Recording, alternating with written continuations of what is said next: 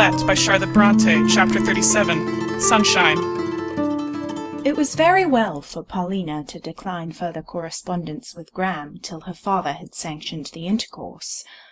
But Dr. Bretton could not live within a league of the Hôtel Crécy, and not contrive to visit there often. Both lovers meant at first, I believe, to be distant. They kept their intention so far as demonstrative courtship went, but in feeling they soon drew very near. All that was best in Graham sought Paulina. Whatever in him was noble awoke and grew in her presence. With his past admiration of Miss Fanshawe, I suppose his intellect had little to do, but his whole intellect and his highest tastes came in question now.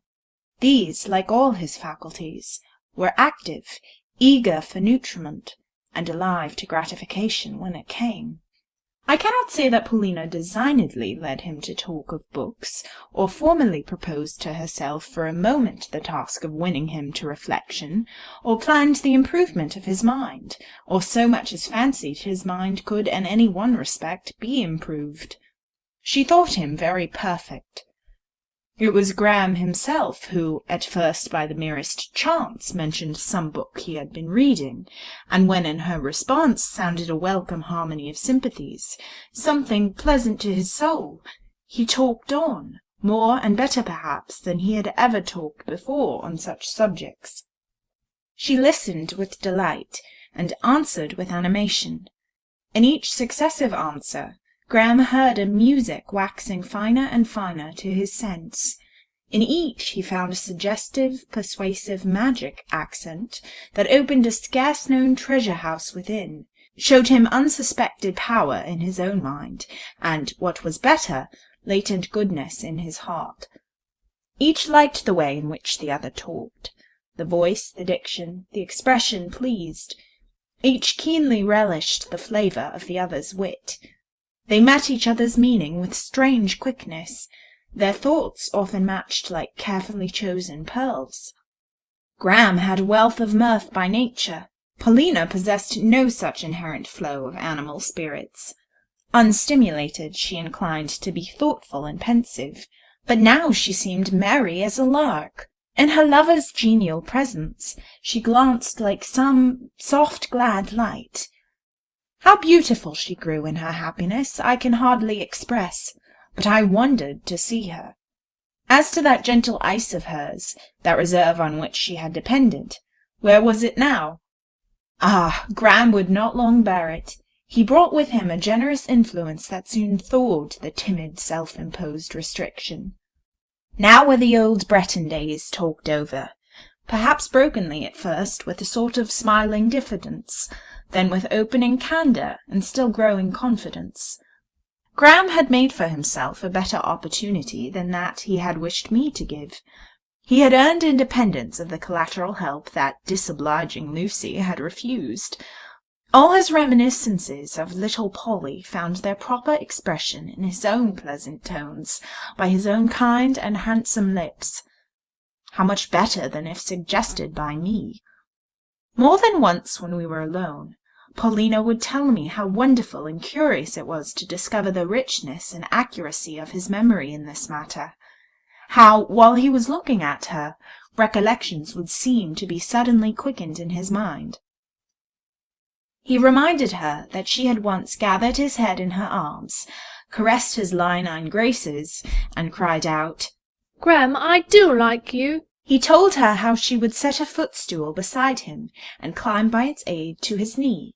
At this day he said he could recall the sensation of her little hands smoothing his cheek, or burying themselves in his thick mane. He remembered the touch of her small forefinger, placed half tremblingly, half curiously, in the cleft of his chin, the lisp, the look with which she would name it, "A pretty dimple," then seek his eyes and question why they pierced so, telling him he had a "nice, strange face, far nicer, far stranger, than either his mamma or Lucy Snowe." Child as I was, remarked Paulina, I wonder how I dared be so venturous. To me he seems now all sacred. His locks are inaccessible. And Lucy, I feel a sort of fear, when I look at his fair marble chin, at his straight Greek features. Women are called beautiful, Lucy. He is not like a woman, therefore I suppose he is not beautiful. But what is he then? Do other people see him with my eyes? Do you admire him? I'll tell you what I do, Paulina, was once my answer to her many questions. I never see him. I looked at him twice or thrice about a year ago before he recognized me, and then I shut my eyes. And if you were to cross their balls 12 times between each day's sunset and sunrise, except from memory, I should hardly know what shape had gone by. Lucy, what do you mean? Said she under her breath. I mean that I value vision, and dread being struck stone blind. It was best to answer her strongly at once, and to silence for ever the tender, passionate confidences which left her lips sweet honey, and sometimes dropped in my ear molten lead. To me she commented no more on her lover's beauty.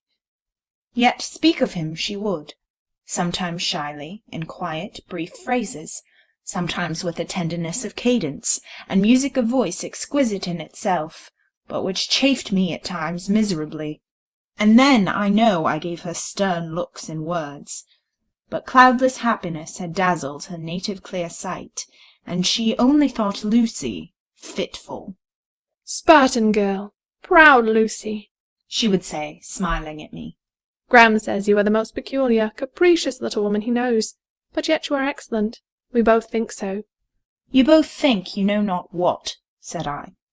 Have the goodness to make me as little the subject of your mutual talk and thoughts as possible.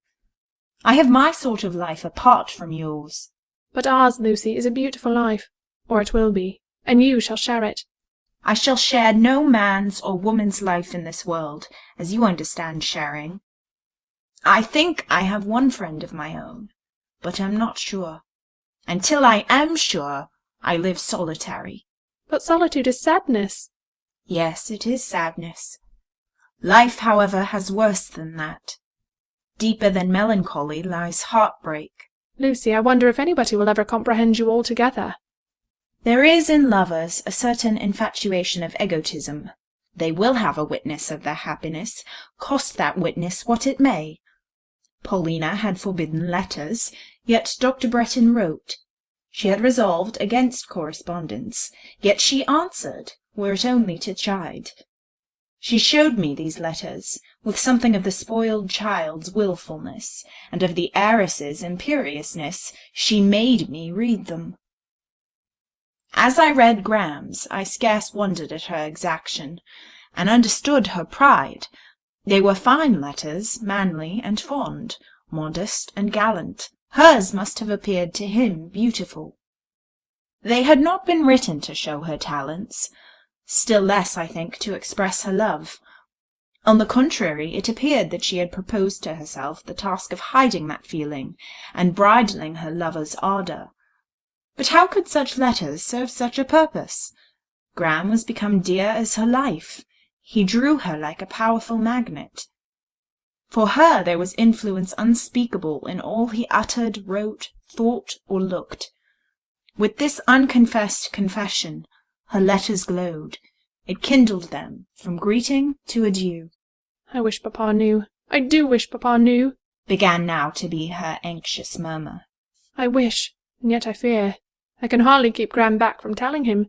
There is nothing I long for more than to have this affair settled, to speak out candidly, and yet I dread the crisis. I know, I am certain papa will be angry at the first. I fear he will dislike me almost. It will seem to him an untoward business. It will be a surprise, a shock. I can hardly foresee its whole effect on him. The fact was, her father, long calm, was beginning to be a little stirred. Long blind on one point, an importunate light was beginning to trespass on his eye. To her he said nothing, but when she was not looking at, or perhaps thinking of him, I saw him gaze and meditate on her. One evening Paulina was in her dressing-room, writing, I believe, to Graham. She had left me in the library, reading. Monsieur de Bassompierre came in. He sat down. I was about to withdraw. He requested me to remain, gently, yet in a manner which showed he wished compliance. He had taken his seat near the window, at a distance from me. He opened a desk. He took from it what looked like a memorandum book. Of this book he studied a certain entry for several minutes. "Miss Snowe," said he, laying it down, "do you know my little girl's age?" "About 18, is it not, sir?" "It seems so. This old pocket-book tells me she was born on the 5th of May, in the year 18 years ago. It is strange, I had lost the just reckoning of her age. I thought of her as 12, 14, an indefinite date, but she seemed a child." "She is about 18, I repeated. "She is grown up. She will be no taller," "A little Jew," said Monsieur de Bassompierre, in a tone which penetrated like some of his daughter's accents. He sat very thoughtful. "Sir, don't grieve," I said, for I knew his feelings, utterly unspoken as they were. "She is the only pearl I have," he said, "and now others will find out that she is pure and of price. They will covet her." I made no answer. Graham Bretton had dined with us that day. He had shone both in converse and looks. I know not what pride of bloom embellished his aspect and mellowed his intercourse. Under the stimulus of a high hope, something had unfolded in his whole manner which compelled attention. I think he had purposed on that day to indicate the origin of his endeavours and the aim of his ambition. Monsieur de Bassompierre had found himself forced, in a manner, to descry the direction and catch the character of his homage. Slow in remarking, he was logical in reasoning. Having once seized the thread, it had guided him through a long labyrinth. "Where is she?" he asked. "She is upstairs." "What is she doing?" "She is writing." "She writes, does she? Does she receive letters?" "None but such as she can show me. And, sir, they have long wished to consult you." "Pshaw! They don't think of me, an old father. I'm in the way." "Ah, Monsieur de Bassompierre, not so. That can't be. But Paulina must speak for herself, and Dr. Bretton, too, must be his own advocate." "It is a little late. Others are advanced, it seems." "Sir, till you approve, nothing is done. Only they love each other." "Only," he echoed.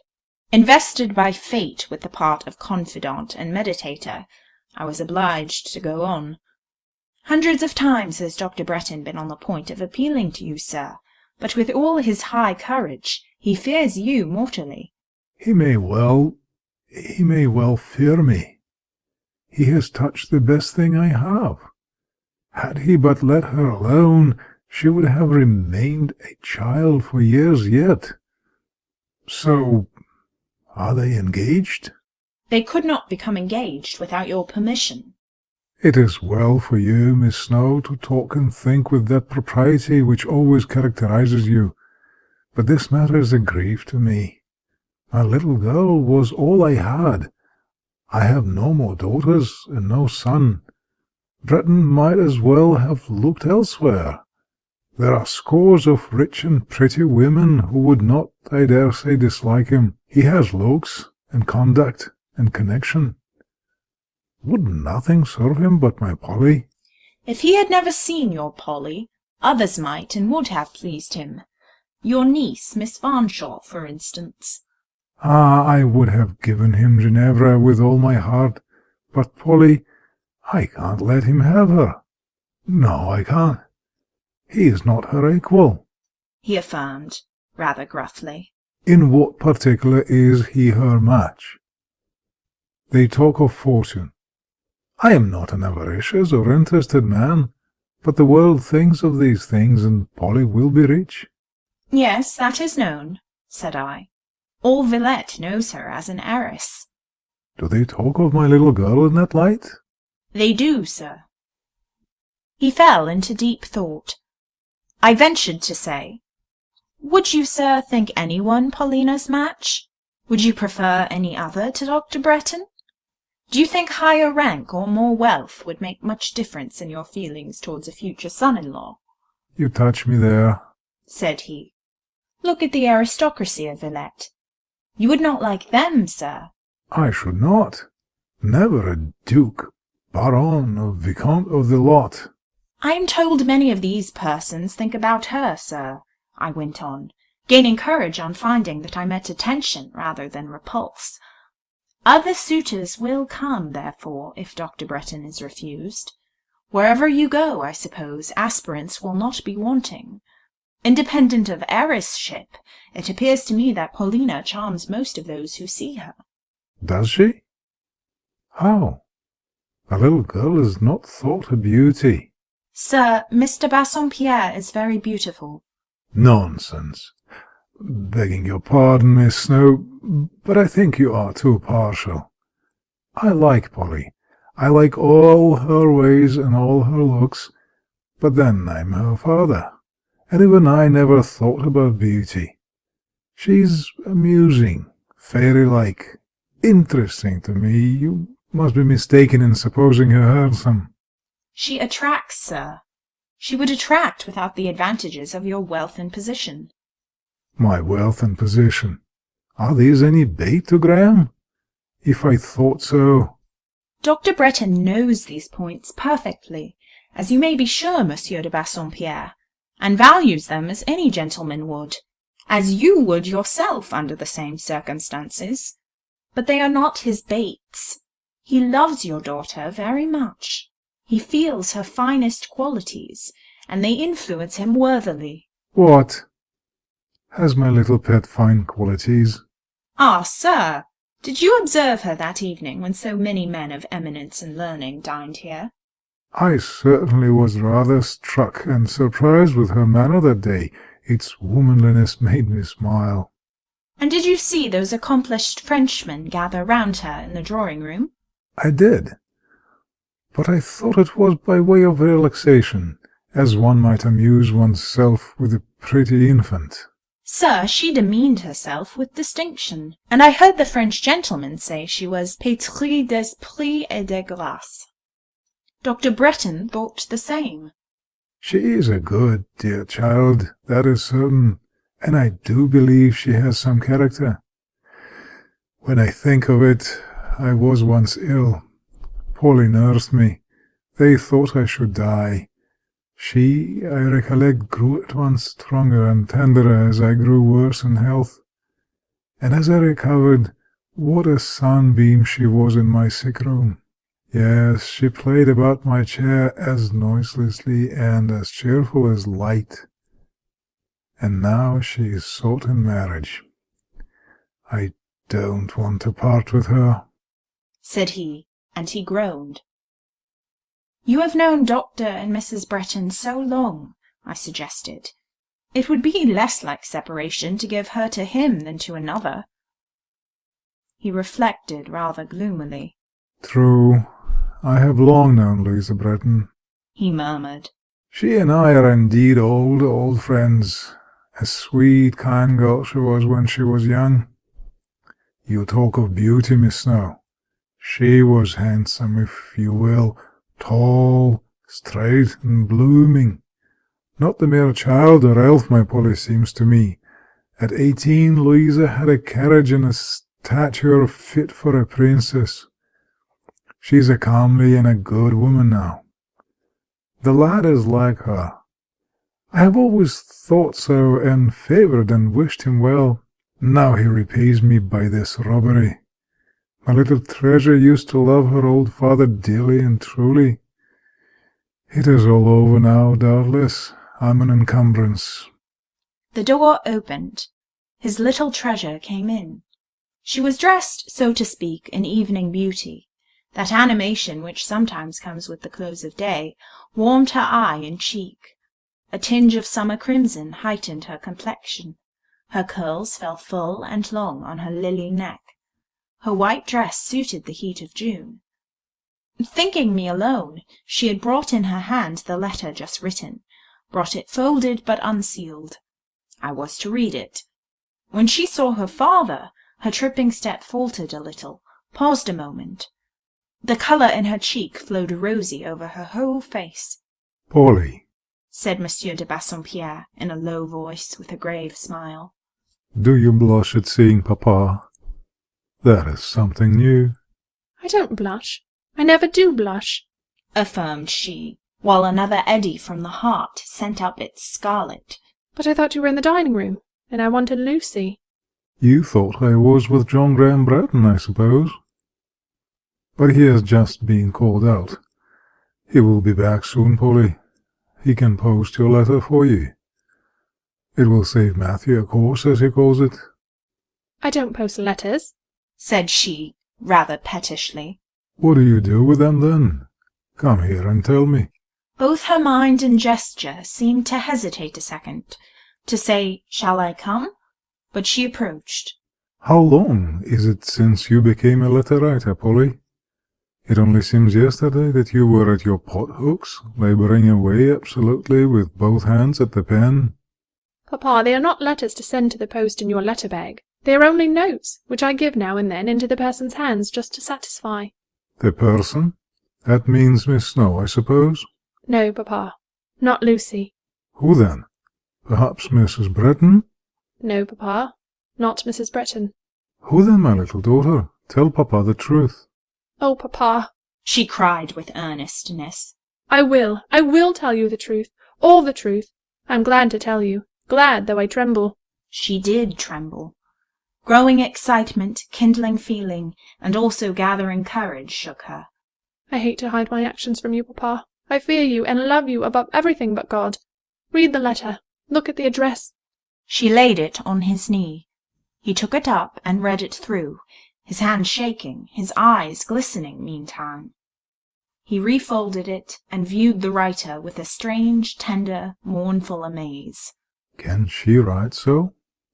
The little thing that stood at my knee but yesterday? Can she feel so? Papa, is it wrong? Does it pain you? There is nothing wrong with it, my innocent little Mary. But it pains me. But, Papa, listen. You shall not be pained by me. I would give up everything. Almost. Correcting herself. I would die rather than make you unhappy. That would be too wicked. She shuddered. Does the letter not please you? Must it not go? Must it be torn? It shall, for your sake, if you order it. I order nothing. Order something, Papa. Express your wish. Only don't hurt, don't grieve Graham. I cannot bear that. I love you, Papa, but I love Graham too, because it is impossible to help it. This splendid Graham is a young scamp, Polly. That is my present notion of him. It will surprise you to hear that, for my part, I do not love him one whit. Ah, years ago I saw something in that lad's eye I never quite fathomed, something his mother has not, a depth which warned a man not to wade into that stream too far. Now suddenly I find myself taken over the crown of the head. Papa, you don't. You have not fallen in. You are safe on the bank. You can do as you please. Your power is despotic. You can shut me up in a convent and break Graham's heart tomorrow if you choose to be so cruel. Now, autocrat, now Tsar, will you do this? Off with him to Siberia, red whiskers and all. I say I don't like him, Polly, and I wonder that you should. Papa, said she, do you know you are very naughty? I never saw you look so disagreeable, so unjust, so almost vindictive before. There is an expression in your face which does not belong to you. Off with him, pursued Mr. Home, who certainly did look sorely crossed and annoyed, even a little bitter. But I suppose if he went, Polly would pack a bundle and run after him. Her heart is fairly won and weaned from her old father. Papa, I say it is naughty. It is decidedly wrong to talk in that way. I am not weaned from you, and no human being and no mortal influence can wean me. Be married, Polly. Espouse the red whiskers. Cease to be a daughter, go and be a wife. Red whiskers? I wonder what you mean, Papa. You should take care of prejudice. You sometimes say to me that all the Scotch, your countrymen, are the victims of prejudice. It is proved now, I think, where no distinction is to be made between red and deep nut brown. Leave the prejudiced old Scotchman. Go away. She stood looking at him a minute. She wanted to show firmness, superiority to taunts. Knowing her father's character, guessing his few foibles, she had expected the sort of scene which was now transpiring. It did not take her by surprise, and she desired to let it pass with dignity, reliant upon reaction. Her dignity stood her in no stead. Suddenly her soul melted in her eyes. She fell on his neck. "I won't leave you, papa. I'll never leave you. I won't pain you. I'll never pain you," was her cry. My lamb, my treasure, murmured the loving though rugged sire. He said no more for the moment. Indeed, those 2 words were hoarse. The room was now darkening. I heard a movement, a step without. Thinking it might be a servant coming with candles, I gently opened to prevent intrusion. In the anteroom stood no servant. A tall gentleman was placing his hat on the table, drawing off his gloves slowly, lingering, waiting, it seemed to me. He called me neither by sign nor word, yet his eye said, "Lucy, come here." And I went. Over his face a smile flowed while he looked down on me. No temper save his own would have expressed by a smile the sort of agitation which now fevered him. "Monsieur de Bassompierre is there, is he not?" he inquired, pointing to the library. Yes. "He noticed me at dinner. He understood me?" Yes, Graham. "I'm brought up for judgment, then, and so is she." Mr. Home, we now and always continued to term him Mr. Home at times, is talking to his daughter. Huh, these are sharp moments, Lucy. He was quite stirred up. His young hand trembled. A vital, I was going to write mortal, but such words ill apply to one all living like him. A vital suspense now held, now hurried his breath. In all this trouble his smile never faded. "Is he very angry, Lucy?" She is very faithful, Graham. "What will be done unto me?" Graham, your star must be fortunate. "Must it? Kind prophet. So cheered I should be faint heart indeed to quail. I think I find all women faithful, Lucy. I ought to love them, and I do. My mother is good, she's divine, and you are true steel, are you not?" Yes, Graham. "Then give me thy hand, my little god-sister. It is a friendly little hand to me, and always has been. And now for the great venture. God be with the right, Lucy. Say Amen." He turned and waited till I said Amen, which I did to please him. The old charm in doing as he bid me came back. I wished him success, and successful I knew he would be. He was born victor, as some are born vanquished. "Follow me," he said, and I followed him into Mr. Home's presence. "Sir?" he asked. "What is my sentence?" The father looked at him. The daughter kept her face hid. Well, Breton, said Mr. Home, you have given me the usual reward of hospitality. I entertained you, you have taken my best. I was always glad to see you, you were glad to see the one precious thing I had. You spoke me fair, and meantime I will not say you robbed me, but I am bereaved, and what I have lost, you, it seems, have won. "Sir, I cannot repent." Repent? Not you. You triumphed, no doubt. John Graham, you descended partly from a Highlander and a chief, and there is a trace of the Celt in all you look, speak, and think. You have his cunning and his charm.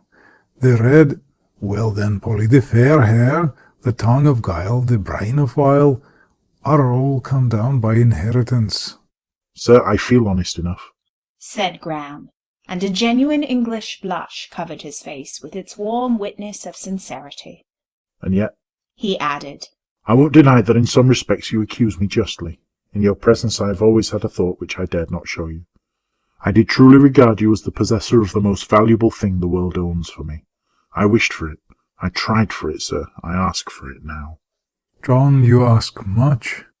"Very much, sir. It must come from your generosity as a gift, from your justice as a reward.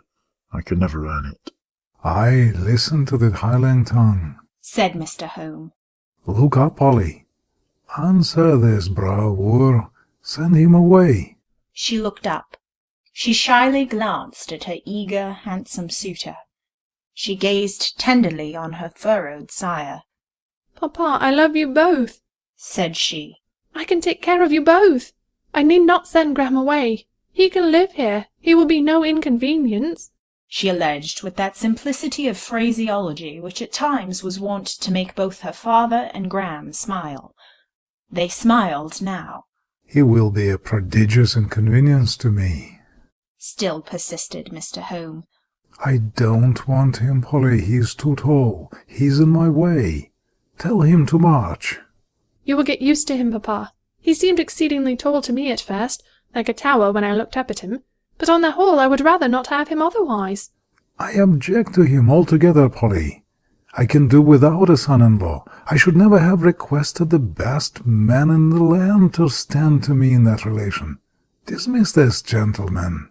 But he has known you so long, Papa, and suits you so well. Suits me, forsooth. Yes, he has pretended to make my opinions and tastes his own. He has humoured me for good reasons. I think, Polly, you and I will bid him good-bye. Till tomorrow only. Shake hands with Grandpapa. No, I think not. I am not friends with him. Don't think to coax me between you. Indeed, indeed, you are friends. Gram, stretch out your right hand. Papa, put out yours. Now let them touch. Papa, don't be stiff. Close your fingers. Be pliant. There. But that is not a clasp. It is a grasp. Papa, you grasp like a vice. You crush Graham's hand to the bone. You hurt him. He must have hurt him, for he wore a massive ring, set round with brilliants, of which the sharp facets cut into Graham's flesh and drew blood. But pain only made Dr. John laugh, as anxiety had made him smile. Come with me into my study, at last said Mr. Home to the doctor. They went. Their intercourse was not long, but I suppose it was conclusive. The suitor had to undergo an interrogatory and a scrutiny on many things. Whether Dr. Bretton was at times guileful in look and language or not, there was a sound foundation below. His answers, I understood afterwards, evinced both wisdom and integrity.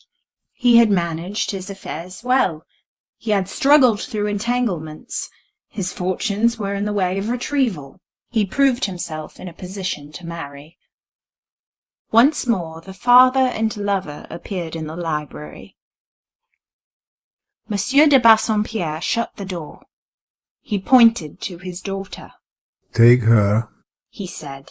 Take her, John Bretton, and may God deal with you as you deal with her. Not long after, perhaps a fortnight, I saw 3 persons, Count de Bassompierre, his daughter, and Dr. Graham Bretton sitting on one seat under a low-spreading and umbrageous tree in the grounds of the palace at Bois-l'Étang. They had come thither to enjoy a summer evening. Outside the magnificent gates their carriage waited to take them home. The green sweeps of turf spread round them quiet and dim. The palace rose at a distance. White as a crag on Pentelicus, the evening star shone above it. A forest of flowering shrubs embalmed the climate of this spot. The hour was still and sweet. The scene, but for this group, was solitary. Paulina sat between the 2 gentlemen. While they conversed, her little hands were busy at some work. I thought at first she was binding a nosegay. No, with the tiny pair of scissors glittering in her lap, she had severed spoils from each manly head beside her, and was now occupied in plaiting together the grey lock and the golden wave. The plait woven, no silk thread being at hand to bind it, a tress of her own hair was made to serve that purpose. She tied it like a knot, prisoned it in a locket, and laid it on her heart. Now, said she, there is an amulet made which has virtue to keep you 2 always friends. You can never quarrel so long as I wear this. An amulet was indeed made, a spell framed, which rendered enmity impossible. She was become a bond to both, an influence over each, a mutual concord. From them she drew her happiness, and what she borrowed she with interest gave back. Is there indeed such happiness on earth? I asked, as I watched the father, the daughter, the future husband, now united, all blessed and blessing. Yes, it is so. Without any colouring of romance, or any exaggeration of fancy, it is so. Some real lives do, for some certain days or years, actually anticipate the happiness of heaven, and I believe if such perfect happiness is once felt by good people, to the wicked it never comes. Its sweet effect is never wholly lost. Whatever trials follow, whatever pains of sickness or shades of death, the glory precedent still shines through, cheering the keen anguish and tinging the deep cloud. I will go farther. I do believe there are some human beings so born, so reared, so guided from a soft cradle to a calm and late grave, that no excessive suffering penetrates their lot, and no tempestuous blackness overcasts their journey. And often these are not pampered, selfish beings, but nature's elect, harmonious and benign, men and women mild with charity, kind agents of God's kind attributes. Let me not delay the happy truth. Graham Bretton and Paulina de Bassompierre were married, and such an agent did Dr. Bretton prove. He did not with time degenerate. His faults decayed, his virtues ripened. He rose in intellectual refinement, he won in moral profit. All dregs filtered away, the clear wine settled bright and tranquil. Bright, too, was the destiny of his sweet wife. She kept her husband's love, she aided in his progress. Of his happiness she was the cornerstone. This pair was blessed indeed, for years brought them with great prosperity, great goodness. They imparted with open hand, yet wisely. Doubtless they knew crosses, disappointments, difficulties, but these were well borne. More than once, too, they had to look on him whose face flesh scarce can see and live. They had to pay their tribute to the King of Terrors. In the fullness of years, Monsieur de Bassompierre was taken. In ripe old age departed Louisa Bretton. Once even there rose a cry in their halls of Rachel weeping for her children, but others sprang healthy and blooming to replace the lost. Dr. Bretton saw himself live again in a son who inherited his looks and his disposition. He had stately daughters, too, like himself. These children he reared with a suave yet a firm hand. They grew up according to inheritance and nurture. In short, I do but speak the truth when I say that these two lives of Graham and Paulina were blessed, like that of Jacob's favoured son, with blessings of heaven above, blessings of the deep that lies under. It was so, for God saw that it was good. End of chapter 37.